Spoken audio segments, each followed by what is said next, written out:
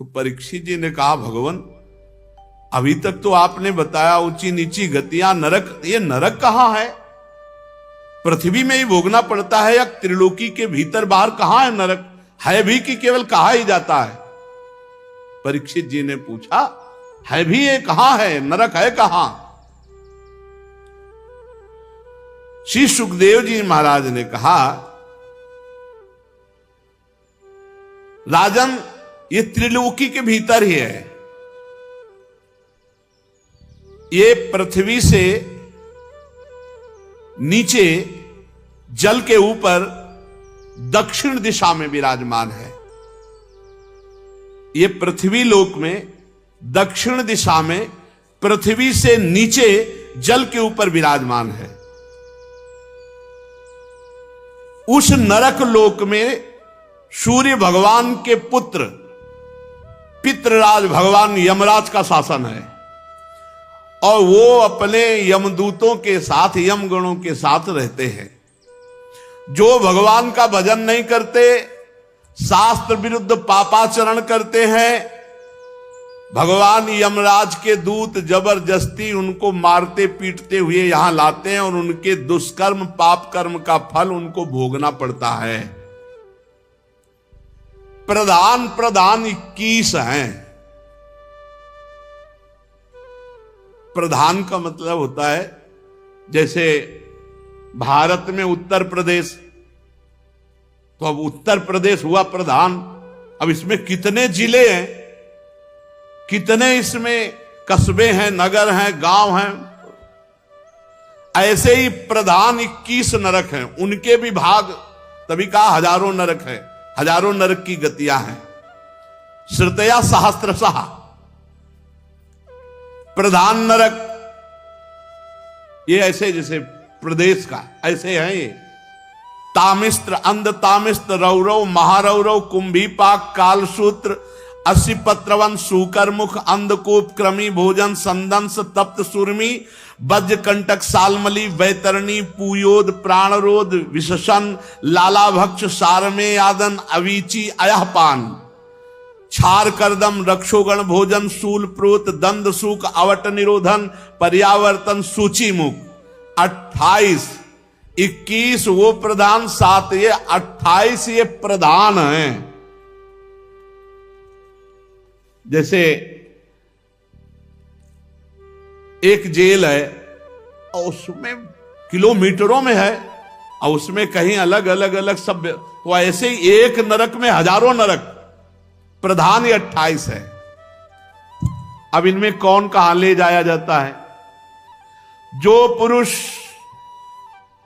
दूसरों का धन बेईमानी से अपहरण करता है या दूसरे की संतान का अपहरण करके धन, या दूसरे की स्त्रियों का अपहरण, उसे अत्यंत भयानक यमदूत कालपास में बांधकर घसीटते हुए, मारते हुए तामिस्त्र नरक में गिराते हैं। इस अंधकार, इस नरक में अंधकार ही अंधकार, कुछ दिखाई नहीं देता।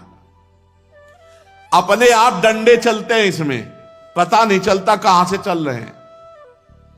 और इतनी भयानक आवाजें आती हैं कि लघुशंका सोच कर देता है। और डंडा ऊपर से चलते हैं और अंधकार ऊपर से रहता है। इतनी मार पड़ती कि मूर्छित होता, पर मरना वहां है नहीं। रात दिन डंडे ही चलते रहते हैं। जो दूसरों का धन अपहरण करते हैं, दूसरों का संतान अपहरण करते हैं, जो दूसरों की स्त्रियों का अपहरण करते हैं, उनको भयानक तामिस्त्र नरक में गिराया जाता है, जहां अंधकार ही अंधकार है। खाना पीना तो कोई, यहां जेल में भारत की तो कम से कम खाना पीना तो मिल जाता है, वहां खाना पीना नहीं, वहां डंडा ही चल रहा है। और अंधेरे में ऐसी ऐसी आवाजें कि भयभीत होकर मलमूत्र का त्याग करता है।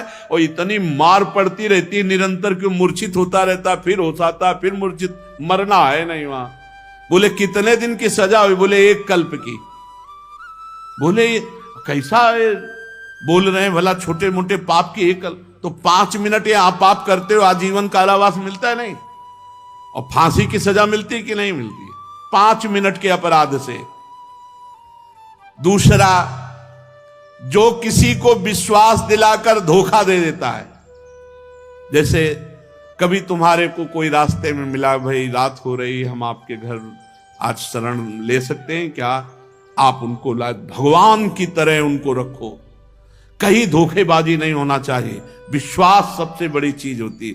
कोई कभी कैसी परिस्थिति में माता बहन कोई भी मिल जाए, अगर उसको आप शरण दे दे तो विश्वासघात नहीं होना चाहिए, नहीं नरक की प्राप्ति होगी। जो किसी को विश्वास देकर फिर विश्वासघात करता है, जो किसी स्त्री को फंसा करके प्यार दुलार विश्वास ऐसा और उसके साथ गलत आचरण करता है, दो प्रकार के। एक तो किसी को भी शरणागति दे के आज हम आपके घर रुकना चाहते हैं बहुत, तो अगर आपको संशय तो लाओ मती, और अगर लाओ तो विश्वासघात नहीं होना चाहिए। फिर बहुत बड़ा, देखो महाराज शिवी के गोद में आके कबूतर गिर गया तो उसकी रक्षा के लिए उन्होंने अपने शरीर का मांस दे दिया, कबूतर की हानि नहीं होने दी। ऐसे यदि कोई अतिथि, कोई शरणागत, कोई भागकर घर में आ जाए तो फिर ऐसा चाहे अपने प्राण देने पड़े लेकिन उसके प्राणों में कुछ फर्क नहीं पड़ेगा। एक ऐसा सिद्धांत है, अगर कोई भाग कर आ जाए तो फिर शरणागत की रक्षा कर। हाँ, कोई अपराधी भाग करके आ जाए तो फिर जब अपराध किए हुए तो फिर भोगो जाके तुम। जो किसी को विश्वास देकर धोखेबाजी करके फंसा देता है, धोखेबाजी से उसको कष्ट देता है, मार देता है, और जो किसी दूसरे की स्त्री को विश्वास दे करके, तो वो अंध तामिस्त नरक में पड़ता है। वहां क्या होता है कि वहां ऐसे यंत्र लगे हुए हैं कि उनमें फेंक दिया जाता है, टुकड़े टुकड़े होकर गिरता, फिर मनुष्य बन गया, फिर फेंका गया, फिर ऐसे काटा जाता है। इतनी भारी दुखमयी वेदना होती है कि सब सुध बुध खो बैठता है। इसीलिए इसका नाम अंध तामिस्त नरक है। इसमें भारी कष्ट ही कष्ट है विश्वासघाती पर स्त्री गमन करने वाले को। और यहां इस लोक में जो शरीर का अभिमान करके कि मैं बलवान, मैं धनवान, मैं ऐसा, और दीन दुखियों को सताता है, द्रोह करता है, बहुत ही नीच प्रवृत्ति आ जाती जब अहंकार उत्पन्न हो जाता है। बहुत नीच प्रवृत्ति। जो मैं अहंकार से, मैं धनी हूं, बलवान हूं, बुद्धिमान हूं, आदि आदि से दूसरे प्राणियों को कष्ट देता है, द्रोह करता है, और दूसरों से छीन छीन करके विलासिता। सबको उसमें रहना चाहिए। जब ये ऐसे लोग शरीर छोड़ते हैं तो ये अपने पाप के कारण रौरव नरक में गिराए जाते हैं। जो अहंकारी, जो दूसरे के धन, दूसरे की वस्तुएं, दूसरों को द्रोह करना, दूसरों को कष्ट देना, ऐसे लोग रौरव नरक में गिराए। इस नरक में जीवों को भयानक कष्ट दिया जाता है। इसमें रुरु नाम के यमदूत होते हैं, इसीलिए इसका नाम रौरव है। वो सर्प से भी ज्यादा क्रूर स्वभाव के, जहरीले होते हैं। बार बार वो डसते, बार बार काटते, उनका जहर चढ़ता है। मरना वहां है नहीं, ये कल्प कल्प तक के लिए। जो अपने पति को छल पूर्वक फंसाकर और दोपर पुरुष से रति करना, अपने पति की हानि करा देना, मार देना, या उससे छल करना, और दूसरे तो 100 कल्प तक रौरव नरक पड़ती। पतिवंचक परपति रति करई, रौरव नरक कल्प सत पर। ये खिलवाड़ नहीं, बहुत होश में जीवन व्यतीत करना चाहिए। इसके आगे एवमेव महारौरव यत्र निपतितम पुरुषम क्यव्रादा नाम रुरुवस्तम क्रव्येण घातयंती या केवलम देहम भरा। ये जो दूसरों का मांस खाते हैं अपने शरीर के पोषण के लिए, जो किसी की परवाह नहीं करते, मनमानी पापाचरण करते हैं, धीरे धीरे बुद्धि भ्रष्ट हो जाती है। जब भगवान शास्त्र का भय नहीं रहता ना, तो बुद्धि भ्रष्ट हो जाती है। ऐसे लोगों को महारौरो नरक में डाला जाता है, महारौरो नरक में, और वहां इन्हीं का मांस काट काट के इनको खवाया जाता है। अब खाओ, अब वहीं खवाया जाएगा तुम्हें, भोगोगे। महारौरो तैयार रहे, जो मछली, मुर्गा, बकरा, सब अंडा, महारौरो के लिए टिकट है पक्की। अब तुम्हें लग रहा कहां है, तो देख लेना, अब यहां फोन से बातचीत तो होगी नहीं तो तुम्हें सबको पता हो जाए कि हाँ होता है। नरक में क्या स्वागत होता है, अगर वो पता चले ना खुले सबको, तो सब होश में हो जाए। भगवान का खेल ऐसा है। कच्चा जिंदा मांस उसका काटा जाता है, इसे काट काट के उसी को खवाया जाता है, महारौरो। और ये एक प्रक्रिया चलती रहती बराबर। फिर नहीं रह गया है। आज का जो नया समाज है उसको होटल पसंद है, बाहरी भोजन पसंद है, घर की तो पसंद है नहीं। स्वधर्म का त्याग प्रतिपद होता चला जा रहा है। अपने धर्म को समझ ही नहीं रहे कि हमारा धर्म क्या। अरे धर्म से मतलब क्या रह गया है? जितना हमारा मनमानी आचरण बिगड़, ये नरक पहुंचाएगा। जो केवल अपने पेट पालने में लगे रहते हैं, जो पशुओं को भूंजते हैं, रांधते हैं, ऐसे हृदयहीन मनुष्यों को राक्षसों से भी गए बीते, क्योंकि राक्षस तो राक्षस है, कुंभी पाक नरक में ले जाते हैं और तेल में खौलाते हुए तेल में पकाते हैं। अब वहां कोई सुनने वाला तो है नहीं, जैसे तुमने नहीं सुना। छोटे छोटे जीव हैं, उनको सब ऐसे।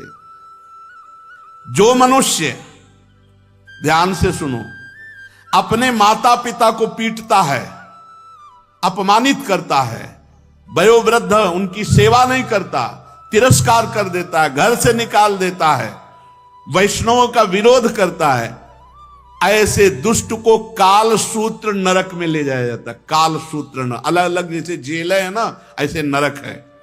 ये 10,000 योजन का घेरा है, 10,000 योजन का, और इसकी भूमि तांबे के समान है, और आग जैसे तपती, ऐसे तपती हुई, और ऊपर से आग फेंकी जाती है, जैसे उस नीचे वो भूमि जल रही, आग जैसी, तांबे जैसी भूमि, एकदम लाल आग पकी हुई, और ऊपर से आग के अंगारे डाले जाते हैं।